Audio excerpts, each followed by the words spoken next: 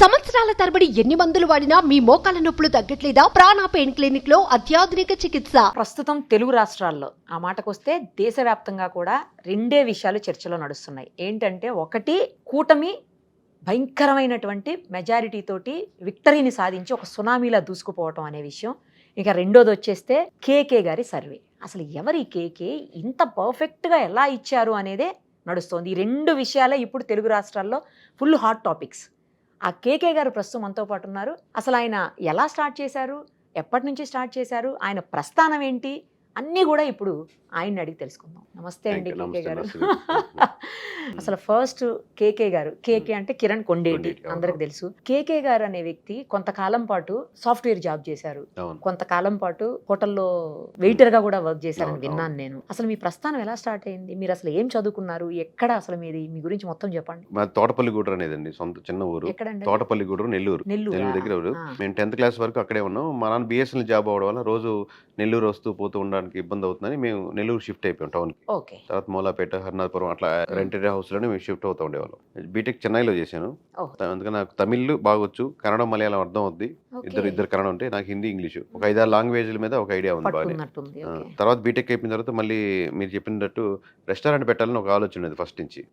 దాని గురించి ఏంటంటే ఇప్పుడు కెమెరామెన్ అవ్వాలంటే మన కెమెరామెన్ పక్కన ఎట్టు తిరుగుతాము, అలాగే మనం ఏమైనా రెస్టారెంట్ పెట్టాలంటే దాంట్లో పని చేస్తేనే బాగుంటుందని ఆర్యభవన్ సంథింగ్ ఆ హోటల్ పేరు. ఇక్కడ ఉండి మామూలు రైస్ వడ్డించే పని అనమాట రోజు. అది ఎలా ఉంటదంటే బస్సు వచ్చిందంటే అసలు కిక్కిరిసిపోద్ది మొత్తం హోటల్. అందులో ఇట్లా హైవే రోడ్ హోటలే కానీ బస్ స్టాండ్ లో ఒక బస్సు వచ్చిందంటే అందరూ లోపలికి వస్తారు కదా, బస్సు వెళ్ళిపోయినప్పుడు. అట్లాంటి మనకు ఒంగోలు బస్ స్టాండ్ కానుకోనే ఉంటది హోటల్. దాంట్లో మామూలుగా రైసే మెయిన్ సెక్షన్. రైస్ ఎందుకు అంటున్నానంటే అన్నిటికంటే రైస్ పెట్టడం సెక్షన్ పెద్దది అనమాట. దీక్ష పెద్దది ఉంటుంది. మీకు పెద్ద పెద్ద ఓవెన్ టైప్ నుంచి రైస్ తీసుకోవాలి, పట్టుకుంటే కాలిపోద్ది అనమాట మామూలుగా. ప్లస్ ఆడ పొట్లాలు కట్టడం అట్లాంటి నేర్చుకోవడం. మీరు చూసుంటారు ఇప్పుడు ప్యాకెట్స్ లో గాలి ఉండి కడతారు కదా, అలాంటి కట్టడం నేర్చుకోవడం. 3-4 months ఉన్నాను. సో అక్కడ నచ్చలేదు కాదు, నేను నేర్చుకోవాలనుకుంది అదే కదా. అంటే ఒక మాస్టర్ ఎలా చేస్తున్నాడు ఆ సబ్జెక్ట్ నేర్చుకోవడానికి దానికి నేర్చుకున్నాను. సాంబార్ పెట్టాలంటే ఎలాగా, లేకపోతే పప్పు ఏంటంటే ఎలాగా, ఆ బిజినెస్ రన్ చేయాలంటే ఎలా కాన్సెప్ట్. బాబా చాలా అన్ని ఐటమ్స్ చేస్తాను. అలా నేర్చుకుని తర్వాత పెడతా అంటే మా నాన్నగారు ఇప్పుడు మళ్ళీ దాని 3-4 lakhs నేను ఇన్వెస్ట్ చేయలేను అన్నారు. అది ఫెయిల్. తర్వాత మళ్ళీ ఇంకా ఇప్పుడు స్విగ్గీ యాప్స్ లాంటివి ఉన్నాయి కదా, అలాంటి యాప్స్ పెట్టి అప్పుడు ఫోన్ కాల్స్, ఇప్పుడు యాప్లు లేవు. నేను చెప్పే 2007, 8, 9 ఆ ప్రాంతం కాబట్టి ఎవరైనా ఫోన్ చేస్తే మనం కిరాణా ఎంత డెలివరీ చేస్తాం, ఈ కాన్సెప్ట్ మీద వర్క్ చేసాం అన్నమాట ఓవరాల్ గా. ఇప్పుడు జెప్టో టైప్ అంతే. మన దగ్గర కిరాణా కొట్లా పెట్టుకుంటాం, బయట సేల్ చేసి మీ ఫోన్ ఉంటే డెలివరీ చేస్తారు.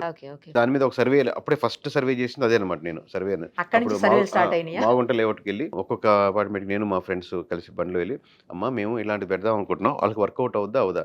ఎందుకు వర్కౌట్ అవుతుంది బాబు, ప్రతిసారి మా ఆయన్ని మా ఇల్లు బతినాడుకోవాల్సి వస్తుంది, పోయి ఉప్పుదే కందిపప్పుదే అని చెప్పి 5 నిమిషాలు అని చెప్పి బతినాడుతూ ఉంటారు. ఇది అప్పుడు నేను చెప్పింది మీరు ఆ టైంలోకి మంచి సర్వే అనమాట. అప్పుడు అది పెట్టే ముందు చేసిన సర్వే. లేదు వర్కౌట్ అవుద్ది బాబు అంటే, మామూలు కిరాణా కొట్టలేదు 28 రూపాయలమ్మా, కాబట్టి మేము 30 రూపాయలు తీసుకుంటాం, పర్లేదు బాబు 10 రూపాయలు ఎక్స్ట్రా తీసుకోండి పర్లేదు, నష్టం ఏముంది అన్నట్టు పని అయిపోద్ది కదా, మాకు కావాల్సిన సరుకులు వచ్చేస్తాయి కదా. సో ఇది వర్కౌట్ అవుద్ది అనుకున్నాం, కాబట్టి దానికి కావాల్సిన లొకేషన్ అది వర్కౌట్ కాలేదు. సో అది ఫెయిల్ అయింది. తర్వాత వరికోత మిషన్కి వెళ్ళాం అనమాట. పంజాబ్ వెళ్ళి పంజాబ్ నుంచి ఒక మిషన్ తీసుకొచ్చాం నేను, మధు అని మా ఫ్రెండ్స్ సెకండ్ హ్యాండ్. అది కొన్ని రోజులు నడిచింది, అది మొరాయించేసింది, అది అయిపోయింది. అది అలా ఫెయిల్ అయ్యేది. అంటే ఇది పెద్ద సబ్జెక్టు, మీకు పబ్లిక్ కూడా చాలా ఇంట్రెస్ట్ గా ఉన్నారు. అసలు కేకే ఎవరు, బ్యాక్గ్రౌండ్ ఏంటి తెలుసుకో. సో ఆ వరికోత మిషన్స్ తిరిగేటప్పుడు అదొక సర్వే. ఎందుకంటే వరికోత మిషన్ అంటే ఆబ్వియస్ గా పొలాల్లోనే కదా, ఊర్లోనే ఉంటది. డ్రైవర్ వరికోత మిషన్ నడుపుతుంటే మనం ఏం చేస్తాం, మనం రైతు కూర్చొని మాట్లాడుకుంటా ఉంటాం. వాళ్ళు రకరకాల ఇన్ఫర్మేషన్ మనం మైండ్ లోకి ఎక్కిస్తా ఉంటారు. ఇది ఇట్లా ఉంది, పెట్టుబడి రావట్లేదు, ఇంత పోతుంది అని చెప్పి. ఇప్పుడు చెప్పిన డేటా అక్కడ ఉపయోగ సోర్స్ అనమాట అది. అలాగే మీకు చెప్పినటువంటి ఇందాక లేడీస్ దగ్గర ఇన్ఫర్మేషన్ అదొకటి.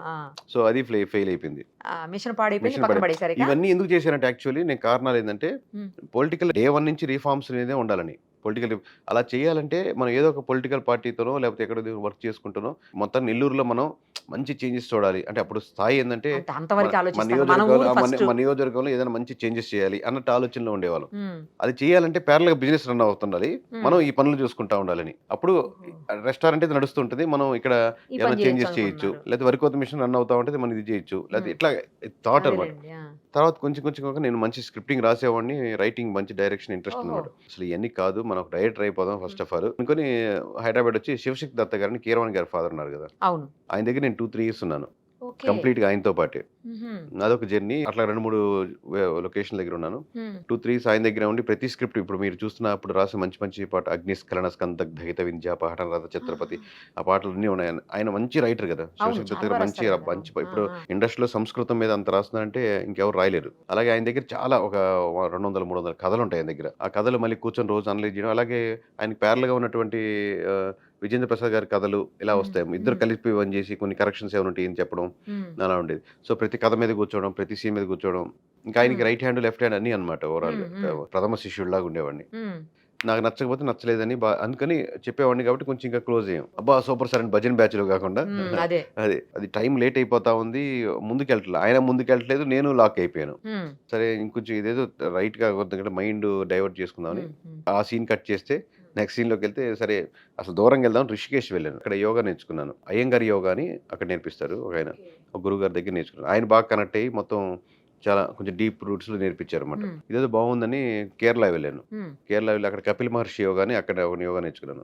అసలు ఇటుగా దీని మీద డిప్లొమా చేస్తే బాగుంటది ఓవరాల్ గా అని ఇక్కడ హైదరాబాద్ లో డిప్లొమా కోర్స్ ఉంటే దాని మీద ఒక 4 కోర్స్ చేసి అని నేర్చుకున్నాం కదా. అసలు మనం ఎందుకు యోగా సెంటర్ పెట్టకూడదని ఒక నెలలో ఒక యోగా సెంటర్ పెట్టింది. దానికి కారణం కూడా యోగా సెంటర్ అంటే పొద్దున సాయంత్రం ఉంటది క్లాసెస్.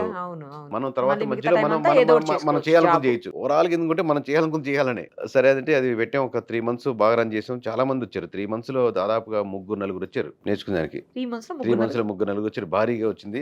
అసలు ప్రతి నెల రెంట్లు కరెంట్ బిల్ తప్పితే నేను ఒక్కడే చేసుకునేవాడిని యోగా మాక్సిమం. కాసేపు తర్వాత నిద్ర వచ్చేది, పడుకునే వాళ్ళం. ఏ ఇయర్ అండి ఇది? ఇది అంటే యోగా మీద ఇప్పుడు బాగా అవగాహన పెరిగింది కదా, అప్పట్లో అంత ఉండకపోయేది కదా, అందుకని అడిగా. 2010-9 ఆ ప్రాంతాల్లో. సో అలా యోగా సెంటర్ అయిపోయింది. ఆ తర్వాత ఇంక ఇది యోగా రన్ కాదురా బాబు అని బోర్డు తీసేంటారు అని అనుకుని దానికి బొక్క, అసలుకే బొక్కల్లో ఉంటే బొక్కలో బొక్క పెద్దానికి అనుకుని నేను సాఫ్ట్వేర్ కి రాకూడదు అని నిశ్చయించుకొని ఇవన్నీ చేసేవాడిని. బీటెక్ అదే సాఫ్ట్వేర్ రాకూడదని. సాఫ్ట్వేర్ వస్తే ఇరుక్కోపోతాం కదా ఓవరాల్ గాని. ఇంకా తప్పక మనసొప్పక అన్నట్టు శివాని మా ఫ్రెండ్ ఉంటే వాడు ఫోన్ చేశాను. వాడు ఆల్రెడీ 4-5 years ఎక్స్పీరియన్స్ తో ఉన్నారు. అప్పుడు మనం ఇన్ని చేసుకుంటా వస్తున్నాం కదా. వాళ్ళు ఫస్ట్ వెళ్ళిపోయారు. సరే ఎప్పుడు బస్సు ఎక్కుతున్నాడు, అది క్లోజ్ చేసి నైట్ బస్సు ఎక్కేసాను. బస్సు ఎక్కి హైదరాబాద్ వచ్చేసి మ్యాథ్స్ బాగా చేసేవాడిని అప్పటి నుంచి టాప్ లో ఉండేవాడిని. ప్లస్ ఆబ్వియస్ గా సాఫ్ట్వేర్ నాకు ఈజీగా వస్తుంది, నాకు కాన్ఫిడెన్స్ ఉంది. అది పోకూడదు అనమాట. అది పోతే లాక్ అయిపోతాం, మనం అనుకుని చేయలేము జీవితంలో. ఇంకా అతను ఫోన్ చేసి వచ్చాను. ఏం కోర్స్ చేస్తామంటే ఈజీగా వస్తే టెస్టింగ్ రా, డిఫికల్ట్ గా అయితే java.net ఉందని, నువ్వైతే జావా నేర్చుకో ఈజీగా కొట్టేస్తాంటే నాకు ఈజీగా టఫ్ గా వద్దు, ఇప్పుడు అంత టైం లేదు నా దగ్గర. ఎందుకంటే చాలా 5 సంవత్సరాలు వేస్ట్ చేసి వచ్చాము. ఇమీడియట్ గా వచ్చేది ఏంటి అంటే వాళ్ళు ఈజీగా ఉండే టెస్టింగ్ నేర్చుకుంటారు అంటే నేను టెస్టింగ్ కి వెళ్తాను. ఎందుకంటే ఆల్రెడీ ఒక రకంగా ఉండే వాళ్ళు వస్తారు కాబట్టి, అంటే మనం కోడింగ్ కి వెళ్ళలేము అనుకునే వాళ్ళు టెస్టింగ్ జాబ్ కి వెళ్తారు కాబట్టి, నేను కానీ దాన్ని ఎంచుకుంటే దాంట్లో నేను టాప్ లేయర్ లో ఉంటాం కదా అని ఈజీగా వస్తున్నా అని చెప్పి మైండ్ కి ఇక్కడ కోర్స్ చేశాను. ఏది చేసినా డెడికేటివ్ గానే చేసేవాడిని. ఇప్పుడు ఎన్ని ఫెయిల్ అయినా నా పాత్రలో ఫెయిల్యూర్ కాదు, మేబీ రిజల్ట్ లో నా సైడ్ నుంచి ఫుల్ ఎఫర్ట్స్ చేసేవాడిని. దేవుడు దైవాధీనం లేక రకరకాల రీజన్స్ మీద ఫెయిల్ అయ్యేది. నేను మార్నింగ్ నుంచి ఈవినింగ్ దాకా ల్యాబ్ లోనే ఉండేవాడిని. 4th month ఆయన ఓనర్ పిలిచి మీరు క్లాసెస్ ఇవ్వండి సార్ అన్నారు. అంటే అంత 3-4 months లోనే వెంకటాద్రి సార్ అని ఆయన ఉండేవారు. సో 3-4 months లోనే అంత ప్రొఫెషనల్ తెచ్చుకున్నాను. నా టైం బాగుండి అక్కడే ఒక అమ్మాయి పరిచయం. అక్కడ ఇప్పుడు నేను లవ్ మ్యారేజ్ చేసుకున్న అమ్మాయిని. అది ఒక లైన్ సబ్జెక్ట్, అది వేరే సబ్జెక్ట్. అక్కడికి వెళ్ళడం వల్ల లైఫ్ లో వైఫ్ వచ్చారు. నాకు విచిత్రం ఏంటంటే అమ్మాయి కూడా ల్యాబ్ లో ఏదో చేసుకుంటా ఉంది, ఏదో ఫర్ లూప్ లో ఏదో మిస్టేక్ ఉండి పక్క నుండి చెప్తా ఉంటే మీరు చెప్పేది తప్పండి అన్న. అది ఫస్ట్ రిలేషన్, అది కనెక్షన్ అనమాట. లేదా కరెక్ట్ అయినండి, అది లూప్ గురించి ఎక్స్ప్లెయిన్ చేస్తాం. ఆ లూప్ గురించి చెప్తే మనం లూప్ లో వెళ్ళిపోయాం చివరికి మీ ఇద్దరం. అంటే అలా జర్నీ స్టార్ట్ అయింది. తర్వాత మ్యారేజ్, అది వేరే జర్నీ. తర్వాత నాకు థామ్సన్ రాయిటర్స్ ఇంటర్వ్యూ వచ్చింది. రెజ్యూమ్ పెట్టే టైం వచ్చింది. రెజ్యూమ్ పెట్టే ఆప్షన్స్ లో రెండు ఆప్షన్స్. ఆల్రెడీ మనకు 5 years అయిపోయింది. నేను ఆల్రెడీ ప్రొఫెషనల్ ట్రైనర్ కూడా అయిపోయినాను ఈ 4 నెలల్లోనే. ఎందుకంటే నెంబర్ ఆఫ్ రోజుకి 50 మందికి నేను ఎగ్జాంపుల్స్ చెప్తూ రకరకాల నేను I become expertise in that అనమాట. మార్నింగ్ 9 నుంచి ఈవినింగ్ 10 వరకు నేను కంప్లీట్ గా చేసేవాడిని.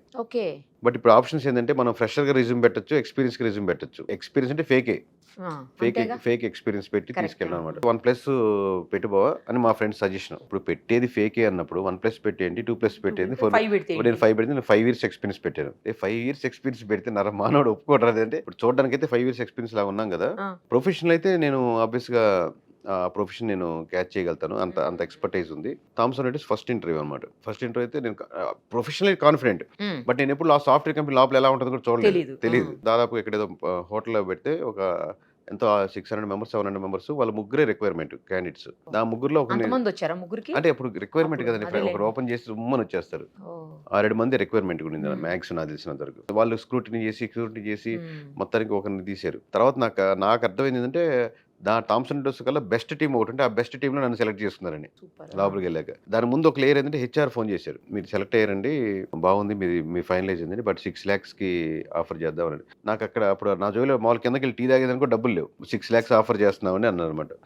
నేను 7.5 అయితే జాయిన్ అవుతాను, లేకపోతే జాయిన్ అవ్వను, మీ ఇష్టం తీసుకోనంటే, ప్లీజ్ కన్సిడర్ సార్, మీకు ప్రీవియస్గా ఉన్నది ఆల్రెడీ 5 lakhs అంత చెప్పారు అనుకోండి, దాని మీద 30% కంటే ఎక్కువ లేవు, సో అది 6 అని నేను చెప్పేది 2010-11 ఆ ప్రాంతం. అప్పుడు అది మంచి ఫిగర్ నిజం అదే చెప్పాలంటే. అదే ఆ తర్వాత మేము కాసేపు ఆగిన తర్వాత ఫోన్ చేస్తామని అన్నారు అనమాట. మేము అనుకొని ఈ పక్కన ఉండేవాళ్ళు, టీకి డబ్బులు ఉన్నాయరా అంటే ఫ్రెండ్స్ అరే మన టీకి డబ్బులు ఉన్నాయా లేదా సంబంధం లేదు. Thomson Reuters is reputed company. వాళ్ళు 600 మందిని ఫిల్టర్ చేసి మనం ఒకరినో సెలెక్ట్ చేసి మనకు ఫోన్ చేస్తున్నారు. సో వాళ్ళు మాట్లాడేది ఆ లేయర్ లో మాట్లాడుతున్నాడు. నీకు టీకి డబ్బులు మేడం థ్యాంక్స్ మేడం 6 లక్షలు చేయాల్సిన నువ్వు మాట్లాడేది అదే రేంజ్ లో మాట్లాడాలి, వాళ్ళతో అదే కాన్ఫిడెన్స్ ఇవ్వాలి అని చెప్పి. తర్వాత 8 lakhs అయితే అడిగితే లేదండి 7.6 ఓకే అని చెప్పి 7.6 lakhs ఇచ్చారు. అప్పటికి మా నాన్నగారు రిటైర్మెంట్ కాలేదు, ఆయనకి ఇంకా ఆ శాలరీలో కంటే అటు ఇటుగా ఉన్నారు, ఇంకా 5 lakhs ఎంత ఉన్నారు. మా అమ్మకి ఫోన్ చేసి ఇలా వచ్చిందంటే నెలకి ఒక 50,000 60,000 ఎంత మొత్తం 60,000 ఎంత వస్తుంది, 70,000 60,000 అంటే 60,000-70,000 ఏం చేసి ఇస్తారా, బయట ఎక్కడ చెప్పక దిష్టి తగులుద్దని మా అమ్మ. కాదు అప్పుడు అనుకుంటే రిలయన్స్ ముఖేష్ అంబానీకి ఎంత దిష్టి తగల ప్రతి సంవత్సరం ప్రకటిస్తూనే ఉంటారు. అది సరే అట్లా జరిగింది. తర్వాత అలా చేసుకుంటూ ఒక 8 years రకరకాల కంపెనీస్ మారాను. అలా చేసుకుంటున్న క్రమంలో 8 years చేశారా? 8 years చేశాను కంప్లీట్ అట్లా కంట్రీ. మధ్యలో 1 year బ్రేక్ తీసుకొని మళ్ళీ మూవీ సైడ్ మళ్ళీ ట్రై చేసాం, ఒక సినిమా తీద్దామని. ఆ సినిమా కూడా ఏంటంటే పొలిటికల్ సబ్జెక్ట్ తీద్దాం అని చెప్పి యూఎస్ నుంచి మేమే ఫ్రెండ్స్ అంతా కలిపి కెమెరా తెప్పించుకొని, వాళ్ళు పోదు కదా ఒకసారి జీల్ కెమెరా, మీకు కెమెరా కనెక్షన్ జీలు ఒకసారి లేకపోతే వస్తే అది పుట్టుకతో వస్తే పిడకల దాకా పోదన్నట్టు. సో మళ్ళీ మధ్యలో మ్యారేజ్ ముందు బ్రేక్ తీసుకున్నాను. అంత 5 రోజుల మ్యారేజ్ ఉంది. మ్యారేజ్ ఉంటే మా మేనేజర్ ఎవరో ఇట్లా పిలిచి మీటింగ్ పెట్టుకున్నాం. అంటే కిరణ్ నీకు రేటింగ్స్ కేకే ఇట్లా తక్కువ ఉన్నాయి. అక్కడే నాకు కేకే అనేది వచ్చింది ఫస్ట్ టైం. అప్పుడు దాకా అంటే కేకే అంటే కేకే అనేది అక్కడే వచ్చి, సో రేటింగ్స్ తక్కువ ఉన్నాయి మరి ఎట్లా అంటే, పర్లేదులేండి సార్ మామూలుగా నేను రిజైన్ చేస్తున్నానండి. అదేంటి నేనైతే 100% వర్క్ చేశాను, రేటింగ్ నేను అనుకున్న దాన్ని తక్కువ ఉంటే నేను ఉండలేను, మీ తప్పు అంటలేదు. మా అమ్మాయి లక్ష్మికి మా మిస్సెస్కి ఫోన్ చేశాను. అంటే సహజంగా మూర్ఖులకి ఎక్కువ చెప్పరు కదా, ఆల్రెడీ నువ్వు మీరు చెప్పాలని చెప్తున్నా, ఆల్రెడీ డిసైడ్ చేసేసుకుంటారు, చెప్పాలి కూడా చెప్తున్నారు, మీ ఇష్టం లేండి అనేది. సో ఆల్రెడీ రిజైన్ చేసి ఆ తర్వాత 1 year మూవీస్కి ప్లాన్ చేసుకుని, ఎట్లా గ్యాప్ దొరికితే మళ్ళీ మైండ్ అటు వెళ్ళిపోద్ది కదా. అప్పుడు ఫస్ట్ అనుకున్న సబ్జెక్ట్ ఏంటంటే, అప్పుడు జగన్మోహన్ రెడ్డి గారు అరెస్ట్ అవ్వడము సంథింగ్, జేడి లక్ష్మీనారాయణ గారిది కేసు అదనమాట. అది ఆ స్టోరీ ఏంటంటే, చిన్న బడ్జెట్ లో అప్పుడు పొలిటికల్ హై ఉన్న మనం సినిమా తీస్తే కనెక్ట్ అవుద్దని, ఇక్కడ అదే సబ్జెక్ట్ తీయాలండి. చిన్న మూవీ, చిన్న ఒక అంటే 2 పాత్రలు, అంటే ఇక్కడ నెగిటివ్ పాజిటివ్ కాదు, ఇక్కడ అనుకున్న జీవితంలో ఎట్లాగున్నా సాధిస్తాను అనుకున్నటువంటి, తగ్గకూడదు మనం గట్టిగా ఉండాలనుకున్న పాత్రలు. దీంట్లో మనం సైడ్ యాంగిల్స్ లేవు, ఇక్కడ నెగిటివ్ అని పాజిటివ్ అని అట్లా కాదనమాట. ఒక తండ్రి కొడుక్కి నువ్వు కష్టపడాలి, ఎలా ఉండాలని, ఎదగాలి, నువ్వు అనుకున్న డేర్గా ఉండాలని ఒక తండ్రి ఒక తాత ఇద్దరు చెప్పిన పాత్రలు ఎదురెదురుగా కూర్చొని ఓపెనింగ్ షాట్ అనమాట. అది ఒక జేడి లక్ష్మీనారాయణ గారు, అదే మన జగన్మోహన్ రెడ్డి గారు కూర్చొని ఇంటర్వ్యూ వాళ్ళతో షార్ట్ అయితే వాళ్ళ బ్యాక్గ్రౌండ్ ఏంటి ఎలా అనేది. ఇది చిన్న బడ్జెట్ లో 30 లక్షలు తీద్దామని, అప్పుడు 30 లక్షలు అంటే ఇంకా తక్కువే, 20 lakhs లోపలే తీద్దామని, తలా లక్ష వేసుకొని తీద్దామని. పొలిటికల్ సబ్జెక్ట్ కాబట్టి మంచిగా హై వస్తుంది. నాకు ఆల్రెడీ సబ్జెక్ట్స్ పొలిటికల్ ఇంట్రెస్ట్ కదా, సో ఇలాంటి క్యారెక్టర్స్ మీదుగా చేద్దాం, ఎవరు నెగిటివ్ కాదు పాజిటివ్ కాదు, ఇంట్రెస్టింగ్ గా చూస్తారు. అది కొంచెం స్క్రిప్టింగ్ డైలాగ్స్ అని రాసుకున్న తర్వాత, ఇది ఏదో దారుణంగా ఉంది, తీసే సబ్జెక్ట్ ఏమో పెద్ద పెద్ద వాళ్ళ మీద, ఇక్కడేమో కెమెరాలకి చిన్న చిన్న వాటికి చిప్స్కి ఇది వర్కౌట్ అవ్వదు కాదులని ఇంకా అది డ్రాప్ అయ్యాం తర్వాత. అంటే దాని రేంజ్కి అది కరెక్ట్ కాదనమాట, పెట్టే పెట్టుబడికి చీప్గా వస్తుంది. నాకే మనసు రావట్లేదు ఇంకా, అంతకంటే ముందు ఇది పోలేదు, ఇది ఆ రేంజ్ లో చేసే సినిమా కదా. మళ్ళీ వెంటనే అప్లై చేసి మళ్ళీ అలా 8 years కంటిన్యూ చేశాను సాఫ్ట్వేర్ లో. మధ్యలో బ్రేక్, అది totally around 8 years Thomson Reuters అని, వాల్యూ ల్యాబ్స్ అని, నెక్స్ట్ టెక్నాలజీస్ అని, ఎస్ఎన్పి అని, ఇలా రకరకాల కంపెనీస్ లో చేశాను. చేస్తున్న క్రమంలో మధ్యలో మళ్ళీ వస్తుంది కదా, మన పొలిటికల్ పోదు కదా మైండ్ లో. ఈ మధ్యలోనే చేస్తూ నేను సెకండ్ వైఫ్ అని ఒక రెస్టారెంట్ పెట్టాను జైంట్ దగ్గర. సెకండ్ వైఫ్ పేరే సెకండ్ వైఫ్. అది చూసినట్టున్నాండి, మీదేనా? అంటే ఫస్ట్ వైఫ్ లేనో సెకండ్ వైఫ్ అని కాదు, మా ఉద్దేశం ఏంటంటే, మీకు ఫస్ట్ వైఫ్ సరిగ్గా వండకపోతే ఇది ఒక సెకండ్ వైఫ్ లా ఫీల్ అవ్వండి అని. నేమ్ అనేది ఇంట్రెస్టింగ్ గా ఉండాలని. అలాగే ప్రగతి నగర్ లో ఒక టిఫిన్ షాప్ పెట్టి, ఈ 2 అంటే ఫుడ్ చెప్పాం కదా, అక్కడ ఎక్కడో చెప్పిన ఫుడ్ ఇక్కడ కనెక్షన్ అయింది అనమాట, ఇంట్రెస్టింగ్ గా ఉండేదానికి. అలాగే అది తీరిపోయింది, ఆ దోల తీరిపోయింది. కానీ ఎప్పటి నుంచో నాకు 8 ఏళ్ళ అప్పటి నుంచి నేను శివుని కోరుకుంది ఏంటంటే, ఎవరు మా నాయనమ్మ చెప్పారో లేకపోతే ఎవరు కథలు చెప్పారో ఇప్పుడు తిట్టుకుంటా ఉంటాను, అనవసరంగా ఎవరో చెప్పారు ఆ జీలు, లేకపోతే నేను హాయిగా బతుకుండేవాడిని, ఈ పొలిటిక్స్ ఎన్ని అవసరం లేకుండా. స్వాతంత్రోద్యమం కథలు లేకపోతే రకరకాలు చెప్పి ఇట్లా ఉండాలిరా మన దేశం ఏదో చెప్పుంటారు, ఎక్కడైనా మా సార్ చెప్పాడో. నేను ఫస్ట్ టైం అంటే 8 years అప్పుడే శివుని కోరుకుంది ఏంటంటే, నాకు బాగా గుర్తుంది, చిన్న పట్టం టైప్ ఉండేది మా ఇంట్లో. నువ్వు ధర్మానికి దానికి న్యాయానికి ప్రతీక అంట కదా, ప్రతీక అనే పదం అప్పుడు లేకపోయినా మామూలుగా రిప్రజెంటేటివ్ అనుకుంటున్నప్పుడు, సో నీకు ఏదో ఒక ఆయుధం కావాలి కదా, కత్తిలాగా, కత్తిగా నన్ను వాడుకో, నేను కత్తినవుతా, దానికి నన్ను వాడుకొని ఆ అధర్మాన్ని ధర్మాన్ని ఏదో అప్పుడు ఆ వయసుకి అసలు ఆ కోరిక చాలా ఎక్కువ, అనవసరం బిల్డప్ అది. ఇప్పుడు అనవసరంగా అది ఎవరు ఎక్కిచ్చారా బాబు, లేకపోతే హాయిగా మనం నెట్ఫ్లిక్స్ లో సినిమాలు చూసుకుంటూ ట్రైన్లు చూసుకుంటూ వీకెండ్ ఎంజాయ్ చేస్తూ ఇప్పుడు ఫ్రెండ్స్ తో చిల్ అవుట్ చేసుకుంటూ అప్పుడప్పుడు గోవా వెళ్ళొస్తూ హాయిగా ఉండే లైఫ్ అని ఇప్పటికి ఆ థాట్ ని ఎక్కించినట్టు తిట్టుకుంటా ఉంటాను కదా అని. అప్పుడు ఆ థాట్ అట్టే ఉండిపోయింది. కాబట్టి ఏదైనా చేయాలి, ఇప్పుడు మా అందరి ముందు మీరు ఉండేవాళ్ళు కాదు. ఏదైనా చేయాలి అంటే అప్పుడు ఆ మధ్యలో సర్వే అనేది మీడియం లైన్ గా అనిపించింది. మనం కంటెస్ట్ చేయలేము ఆబ్వియస్ గా, ఇంత అమౌంట్ అంటే అప్పుడున్న థాట్ చెప్తున్నాను. మనకు అసలు ప్రజలు నిజంగా మనం అనుకుందో లేదో తెలియదు. సో దానికి మీడియం లైన్ సర్వే అయితే అటు ఎమ్మెల్యేస్తో మనం కాంటాక్ట్లో ఉండి వాళ్ళతో వర్క్ చేయొచ్చు. అలాగే ప్రజలు ఏమనుకుంటున్నారు, వాళ్ళ అసలు కోరిక ఏంటి, క్యాస్ట్ ఫీలింగ్స్ ఎలా ఉంటాయి తెలుసుకోవచ్చని అలా స్టార్ట్ చేసాం. అది ఫ్లాప్. ఫస్ట్ 2-3 నెలలు ఏం లేదు, ఎవడు పట్టించుకుంటే లేడు. మనల్ని ఎవడైనా అపాయింట్మెంట్ ఎవడు, అసలు ఏం చేస్తారు బాబు, నువ్వు సాఫ్ట్వేర్ మీకేం తెలుసు, మీ పొలిటికల్ ఫ్యామిలీస్ ఎవరు ఉన్నారా, అలాగంటే మనకు జీరో నాలెడ్జ్ కదా. అవునులే. అట్లాగా మన ఫస్ట్ కాంటాక్ట్ ఫోన్ చేసి, మన పేరు గౌతు లచ్చన్న గారు మనవరాలు గౌతు శిరీష్ గారు ఉన్నారు కదా, వాళ్ళ హస్బెండ్, ఆయన ఒకసారి ఇప్పుడు కంటెస్ట్ చేసి గెలిచారు. అయితే ఫస్ట్ వాళ్ళు, నేను చెప్పేది 2019 ముందర కదా, వాళ్ళ అప్పుడు ఓడిపోయారు. సో ఆయన వాళ్ళ హస్బెండ్ వైజాగ్ లో ఉంటే ఆయన కలిశాను. ఆయన్ని కలిసక ముందు ఒక చిన్న బేసిక్ ఒక స్ట్రక్చర్ ఇలా ఉంటుంది అని స్టడీ చేసి, ఇలా ఉండబోతుందని ఆయనకి ఒక ప్రెజెంటేషన్ ఇలా ఇచ్చాను అనమాట. ఇలా ఉంటుంది సార్, ఇలా చేసి పెడతాం, ఈ మార్పులు చేర్పులు చేసుకుంటే మీరు గెలుస్తారు, యాజ్ అ స్ట్రాటజిస్ట్ గా ఉండాలనుకుంటున్నాను ఇది చెప్పి. ఏదేదో ఉన్నాయని చెప్పాక ఏమి లేవాడ, అంటే మనకు బ్యాక్ సపోర్ట్ ఉంది, టీం ఉంది అన్నాం కానీ, అంటే అంత లెవెల్ ఒకరిద్దరే ఉన్నాం. కానీ ఇచ్చిన ప్రెజెంటేషన్ తో నేను చెప్పిన పాయింట్స్ తో ఆయన బాగా ఇంప్రెస్ అయ్యారు. కంప్లీట్ గా మీరు మాతో పాటు లాక్ అవ్వండి, మీరు ఎలక్షన్స్ వరకు మాతో పాటు ట్రావెల్ చేయండి, ఇంత ప్యాకేజ్ అని ఇట్లా ఓవరాల్ డీటెయిల్స్ అనేది చెప్పారన్నమాట. బట్ ఎప్పుడు నేను లాక్ అవ్వడానికి ఇష్టపడిన ఒక దగ్గర, అది ఒకటి బేసిక్ నేచర్ అనమాట. ఒక దగ్గరే ఉండాలి, నా దగ్గరే ఉండాలి, పని చేయాలి, నాకే ఇంట్రెస్ట్ చేయాలి, నాకు అట్లాంటి ఇష్టం ఉండదు. ఫ్రీ బోర్డ్ లాంటి సోలే నాకు అర్థం, నా ఫ్రీ సోల్ టైప్. సో నాకు కాకపోతే ఆయన చెప్తున్న మాటలో హ్యాపీనెస్ ఏంటంటే, మనల్ని ఒకటి నమ్మాడు, మనం ఒకటి చెప్తే ఫ్రీగా మాకు ఎమ్మెల్యే గారు వర్క్ చేయడం అన్నాడు, చాలరా బాబు అనుకొని బయటకు వచ్చేటప్పుడు, వద్దనుకొని రిజెక్ట్ చేసిన బయటకు వచ్చేటప్పుడు ఒక మోడ్ లో హ్యాపీగా వచ్చాను. సో అప్పుడు వెళ్ళి రిజైన్ చేశాను. ఓకే, అంటే నేను బాగానే మాట్లాడుతున్నాను అయితే, బాగానే కన్విన్స్ చేయగలను అయితే, అంటే ప్రెజెంటేషన్ ఇవ్వగలుగుతాను అయితే అని నమ్మకం వచ్చింది. కాకపోతే రిజైన్ చేసినప్పుడు ఇంక అందరూ, నా నరమానవుడు ఎవడు సర్వీస్కి వెళ్ళమని ఎవరు సలహా ఇవ్వలేదు.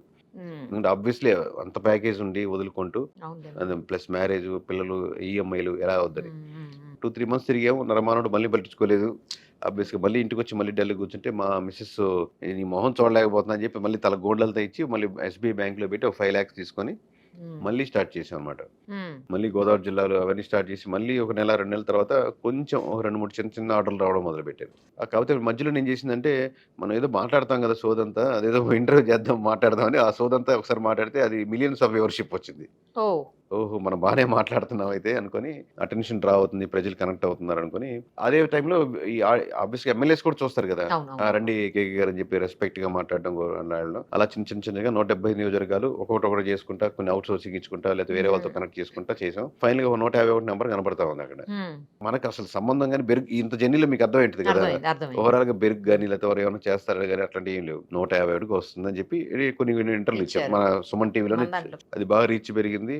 చిన్న చేస్తే ప్రతి ఒక్కరు మనం చెప్పినోడు గెలవాలా, చెప్పనోడు ఓడాలన్నట్టు 99% ఇచ్చిపించి అలాగే జరిగింది నియోజకవర్గాలన్నీ. అది హై రీచ్ అయింది. అలా మీ జర్నీ మొదలైపోయింది. సూపర్. ఇప్పుడు హీరో అయిపోయారు మీరు. హీరో అంటే ఇంకా జర్నీ ఉంటుంది కదా, చాలా ఉంది. అంటే ఇప్పుడు మీరే మెయిన్ సోర్స్, ఇంకా కేకే చెప్తే అది పక్కా అనే పరిస్థితి వచ్చేసింది కదా. ఎందుకంటే 2 ఎలక్షన్స్ చూస్తున్నారు, మేజర్ ఎలక్షన్స్ 2 కూడా. పైగా ఏమి చిన్న చిత్క ఫిగర్లు చెప్పాలా మీరు. అసలు హై లెవెల్ 151, అప్పుడు 160 అబో, ఇప్పుడు నార్మల్ కాదు కదా. అంటే ఇప్పుడు ఏంటంటే ఇంకా పోయినసారైనా 140 to 150, మేబీ 150 క్రాస్ చేయొచ్చేమో ఇలా చెప్పేవాళ్ళం రేంజ్ అప్పుడు కూడా. కానీ అప్పటికి 140 పెద్ద నెంబరే, అప్పటికి 150 నెంబర్ పెద్ద, మినిమం నెంబర్ పెద్ద నెంబరే, మాక్సిమం నెంబర్ పెద్ద నెంబర్ అలా ఉండేది. ఇప్పుడు ఏంటంటే మన ఆబ్వియస్గా నాకు రిస్క్ తీసుకునే మెంటాలిటీ కదండి, మీకు అర్థమైంటుంది జర్నీలో. బట్ ఆ రిస్క్ ఏంటంటే పాజిటివిటీ వేగా ఉండాలి. ఇప్పుడు ఎవరో అరుగు మీద కూర్చుని అతను కూడా జగన్ 100 కొట్టేస్తాడు, 50 పోయినా 100 కొట్టవా, లేదా పవన్ కళ్యాణ్ 10 వస్తాయా 15 వస్తాయని చెప్తారు. అరుగు మీద కూర్చునే వాళ్ళు అంటే చెప్తున్నప్పుడు, ఇన్ని నియోజకవర్గాలు సర్వే చేయించినప్పుడు నువ్వు +10 -10 చెప్పలేదు, 110 నుంచి 150 నువ్వు అనకూడదు అది అని నాకు అనిపించింది. నాకు కొట్టింది అది. సింగిల్ నెంబర్ చెప్దాం, రేపు పొద్దున అటు ఇటు అయింది అనుకోండి, అది ఓకే అవ్వచ్చు. బట్ నువ్వు చెప్పేటప్పుడే మార్జిన్ చెప్పి 110 to 130, 135 అట్లా ఇట్లా ఈ మార్జిన్లు చెప్పుకోరు కదా. ఇప్పుడు 90 వచ్చినా కానీ మేము వచ్చిన దానికి దగ్గరగా వచ్చింది అంటాడు, లేదా 140 వచ్చినా కానీ నేను 30 చెప్పాను, అది ఎడ్జ్లు కొట్టేస్తాయి సార్ ఆగోసారి చెప్పుకుంటారు. ఈ బార్డర్లో ఉండకూడదు కదా, మనం అటు అలా వెళ్ళకూడదు, ఇది దీన్ని స్వస్తి పలికి రేపు పొద్దున ఏ సర్వే కంపెనీ అయినా సింగిల్ నెంబర్లే చెప్పాలి అనే దానికి ఆ సాంప్రదాయానికి మనమే శ్రీకారం చూడదాం అనుకొని స్టార్ట్ చేశారు. అది సింగిల్ నెంబర్. కానీ ఇక్కడ మోస్ట్ డిఫికల్టీ ఏంటంటే కొంచెం క్రిటికల్గా ఉన్న ఎలక్షన్స్ ఆబ్వియస్గా అందరికీ అర్థమైంది కాబట్టి అవును. దాంట్లో మనం డేటా తీసుకుంటే మనకి ఈజీ అయింది. బట్ కంపారిటివ్లీ సింగిల్ నెంబర్ చెప్తే 4 పార్టీలు సింగిల్ నెంబర్ చెప్పాలి అంతేగా మరి. సో అది కష్టమైంది. సో ఇన్ని ఫెయిల్యూర్స్ తర్వాత సక్సెస్ లోకి వచ్చారు కేకే గారు అయితే. అంతే అంతే. అంతేనా? లైఫ్ లో చాలా అంటే ఇంకా నేను ఫెయిల్యూర్స్. యాక్చువల్లీ మేము అనుకుని చేయట్లేదు కదా, ఇంకా స్టార్టింగ్ స్టెప్ అనుకోవచ్చు. వాళ్ళు చాలా హై స్టెప్ సక్సెస్ మొదలైనట్టే కదా ఇక. స్టార్టింగ్ స్టెప్ అంటే నేను అనుకున్న చేయాలని మొదటి అడుగు. అదే ఆ తర్వాత నుంచి అసలు మనం చేయాలనుకుంది ఇంకా ఇంకా అసలు వేరే ఉంది.